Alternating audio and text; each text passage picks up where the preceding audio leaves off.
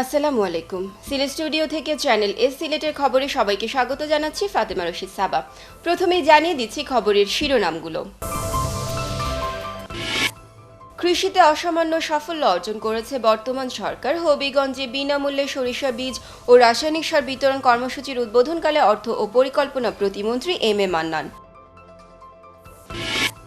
জনদুর্ভোগ লাঘবে নিজের টাকা খরচ করে সরকারি সড়ক সংস্কার করে দিয়ে দৃষ্টান্ত স্থাপন করলেন বিয়ানীবাজার উপজেলা আওয়ামী লীগের সভাপতি আব্দুল হাসিব মনিয়া। আওয়ামী লীগের সম্মেলনে যে অর্থের অপচয় হয়েছে তা আমাদের মতো দেশে মানায় না, হবিগঞ্জে এসে বললেন বিএনপির স্থায়ী কমিটির সদস্য সাবেক মন্ত্রী গয়েশ্বর চন্দ্র রায়। সরকার বাংলাদেশের প্রতিটি মানুষের স্বাস্থ্যসেবা নিশ্চিত করতে আন্তরিকভাবে কাজ করে যাচ্ছে। জকিগঞ্জ উপজেলা হাসপাতালে অ্যাম্বুলেন্স হস্তান্তর অনুষ্ঠানে আলহাজ সেলিম উদ্দিন এমপি এবং বাউল সম্রাট ফকির লালন শাহর ১২৬তম তিরোধান দিবসকে সামনে রেখে মৌলভীবাজারের শ্রীমঙ্গলে অনুষ্ঠিত হল লালন স্মরণ উৎসব।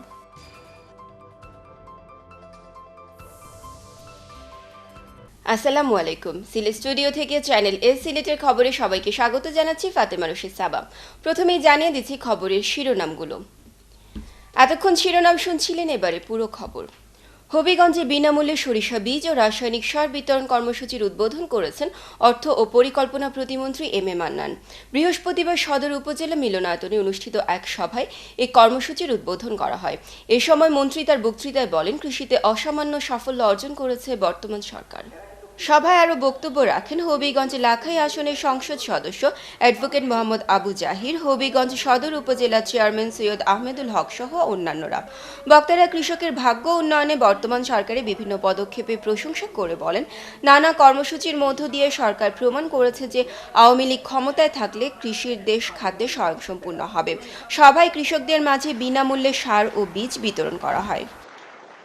জনদুর্ভোগ লাঘবে নিজের টাকা খরচ করে সরকারি সড়ক সংস্কার করে দিয়ে দৃষ্টান্ত স্থাপন করলেন বিয়ানীবাজার উপজেলা আওয়ামী লীগের সভাপতি আব্দুল হাসিব মনিয়া। শুধু অর্থ ব্যয় নয়, তীব্র রোদের মধ্যে সশরীরে উপস্থিত থেকে সংস্কার কাজ সম্পন্ন করে রাজনীতিবিদদের মধ্যে উদাহরণ সৃষ্টি করলেন তিনি। আমাদের স্টাফ রিপোর্টার এম হাসানুল হক উজ্জ্বলের রিপোর্টে থাকছে বিস্তারিত। ক্যামেরায় ছিলেন আব্দুল আমিন। সিলেট বিয়ানীবাজার আঞ্চলিক মহাসড়কের বিয়ানীবাজার পৌর এলাকার বিভিন্ন অংশে দীর্ঘদিন থেকে পিচ উঠে বড় বড় গর্তের সৃষ্টি হয়। ফলে গুরুত্বপূর্ণ এ সড়ক যান চলাচলের অনুপযোগী হয়ে পড়ে। এ অবস্থা থেকে উত্তরণের জন্য সরকারের সংশ্লিষ্ট দপ্তরে বারবার ধর্ণা দিলেও কোনো লাভ হয়নি। 2 লেনের বিশাল পরিসরের এ সড়কটির 1 লেন পরিত্যক্ত হয়ে পড়েছিল, আর 1 লেন দিয়ে অত্যন্ত ঝুঁকি নিয়ে যানবাহন চলাচল করত। এ অবস্থায় যাত্রী সাধারণ ও যানবাহনের চালকরা সরকার ও স্থানীয় এমপির ভূমিকা নিয়ে তীব্র সমালোচনা করতে থাকেন। অবশেষে জনদুর্ভোগ লাঘবে এগিয়ে এলেন বিয়ানীবাজার উপজেলা আওয়ামী লীগের সভাপতি আব্দুল হাসিব মনিয়া। তিনি নিজের টাকা খরচ করে ভাঙ্গা এই রাস্তাটি সংস্কারের মাধ্যমে যান চলাচলের উপযোগী করে দেন। পৌরসভা গঠিত হওয়ার পর থেকে বুটনে প্রশাসক দ্বারা চলতেছে, রাস্তার কোনো সংস্কার নাই। এই রাস্তার বেহাল দশা, রাস্তার ড্রেন বেহাল দশা দেখে আমার নিজ উদ্যোগে রাস্তাগুলো সংস্কার করে দিতেছি। শুধু সিলেট বিয়ানীবাজার আঞ্চলিক মহাসড়ক নয়, পৌরসভার সকল সড়ক সংস্কারে তিনি কাজ করে যাচ্ছেন। আওয়ামী লীগ সভাপতির এ উদ্যোগ অল্প দিনের মধ্যেই জনগণের হৃদয় জয় করতে সক্ষম হয়েছে।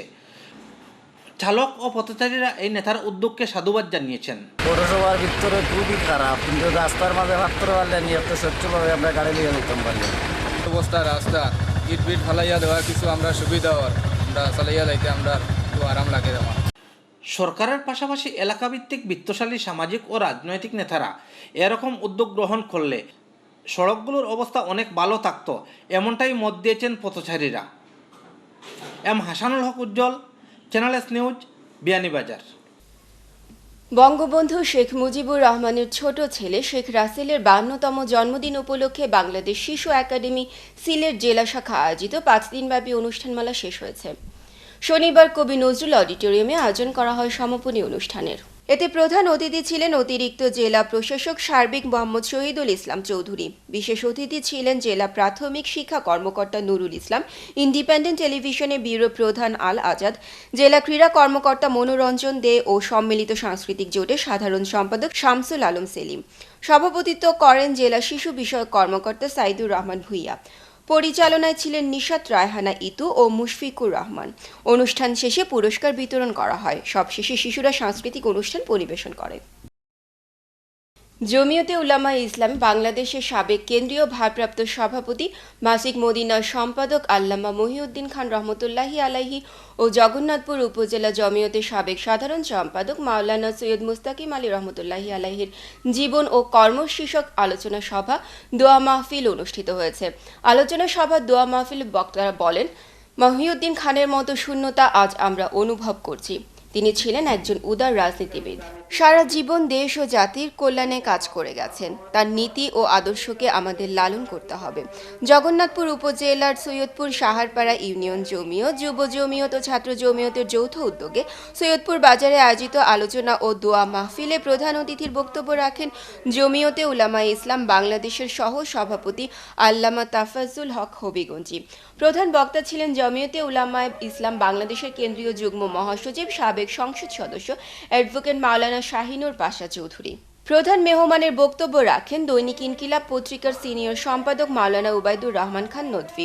বিশেষ অতিথির বক্তব্য রাখেন জমিয়তে উলামা ইসলাম বাংলাদেশের কেন্দ্রীয় সহ সভাপতি মাওলানা আব্দুর রব ইউসুফি, সুনামগঞ্জ জেলা জমিয়তের সাবেক সভাপতি আল্লামা নুরুল ইসলাম খান, জমিয়তে উলামা ইসলাম বাংলাদেশের কেন্দ্রীয় যুগ্ম মহাসচিব মাওলানা তাফাজ্জুল হক আজিজ, মাসিক মদিনার ভারপ্রাপ্ত সম্পাদক ডক্টর আহমদ বদরুদ্দিন খান, সুনামগঞ্জ জেলা জমিয়তের সভাপতি মাওলানা শায়েখ আব্দুল বাসির, সিলেট মহানগর জমিয়তের সাধারণ সম্পাদক হাফিজ মাওলানা সৈয়দ শামী মাহমুদ, হবিগঞ্জ জেলা জমিয়তের যুগ্ম সম্পাদক মাওলানা আব্দুল আজিজ ইউসুফি, জগন্নাথপুর উপজেলা জমিয়তের সভাপতি মাওলানা শায়েখ জমির উদ্দিন, জামিয়া সৈয়দপুরের নাজিমে তালিমাত হাফিজ মাওলানা শায়েখ সৈয়দ ফুজাইল আহমেদ, জগন্নাথপুর উপজেলা জমিয়তের সাধারণ সম্পাদক মাওলানা শায়েখ আব্দুল হাফিজ, সৈয়দপুর সাহারপাড়া ইউনিয়ন জমিয়তের ভারপ্রাপ্ত সভাপতি মাওলানা সিদ্দিক আহমদ হাসনু ও সম্মেলন বাস্তবায়ন কমিটির আহ্বায়ক মাওলানা সৈয়দ ফয়জুল হকের যৌথ সভাপতিত্বে বিশেষ বক্তার বক্তব্য রাখেন ছাত্র জমিয়ত বাংলাদেশের কেন্দ্রীয় সভাপতি মুফতি নাসির উদ্দিন খান। জগন্নাথপুর পৌর শহরের কেশবপুর গ্রামের বাসিন্দা যুক্তরাজ্য প্রবাসী সমাজসেবী আওয়ামী লীগ নেতা আফতর আলীর উদ্যোগে প্রতি বছরের ন্যায় এবারও এলাকার গরিব অসহায় মানুষের মধ্যে চাল বিতরণ করা হয়। বুধবার দুপুরে নিজ বাড়িতে অর্ধশতাধিক দরিদ্র মানুষের মধ্যে 10 কেজি করে চাল প্রদান করা হয়। চাল বিতরণকালে উপস্থিত ছিলেন কেশবপুর বাজার সেক্রেটারি আজাদ খাঁ, সাবেক সেক্রেটারি চান মিয়া, এলাকার প্রবীণ মুরব্বী লতিফুল্লাহ, আহাদ আলী, মোশাররফ হোসেন, কাদের মিয়া, জিলু মিয়া, আনোয়ার হোসেন, দিলদার হোসেন, আলী হোসেন প্রমুখ। পরে কেশবপুর বাজার মসজিদের সাবেক ইমাম মাওলানা শামীম আহমেদ পরিচালনায় এক দোয়া মাহফিল অনুষ্ঠিত হয়। এতে দেশের শান্তি সমৃদ্ধি কামনার পাশাপাশি জাতির জনক বঙ্গবন্ধু শেখ মুজিবুর রহমান সহ তার পরিবারের নিহতদের রুহের মাগফিরাত কামনা করা হয়। খবর এই পর্যায়ে নিচ্ছি ছোট্ট একটা বিরতি। ফিরে এসে অন্যান্য খবরের সাথে আরও যা থাকছে। আওয়ামী লীগের সম্মেলনে যে অর্থের অপচয় হয়েছে তা আমাদের মতো দেশে মানায় না, হবিগঞ্জে এসে বললেন বিএনপির স্থায়ী কমিটির সদস্য সাবেক মন্ত্রী গয়েশ্বর চন্দ্র রায়। সরকার বাংলাদেশের প্রতিটি মানুষের স্বাস্থ্যসেবা নিশ্চিত করতে আন্তরিকভাবে কাজ করে যাচ্ছে। জকিগঞ্জ উপজেলা হাসপাতালে অ্যাম্বুলেন্স হস্তান্তর অনুষ্ঠানে আলহাজ সেলিম উদ্দিন এমপি এবং বাউল সম্রাট ফকির লালন শাহর 126তম তিরোধান দিবসকে সামনে রেখে মৌলভীবাজারের শ্রীমঙ্গলে অনুষ্ঠিত হল লালন স্মরণ উৎসব।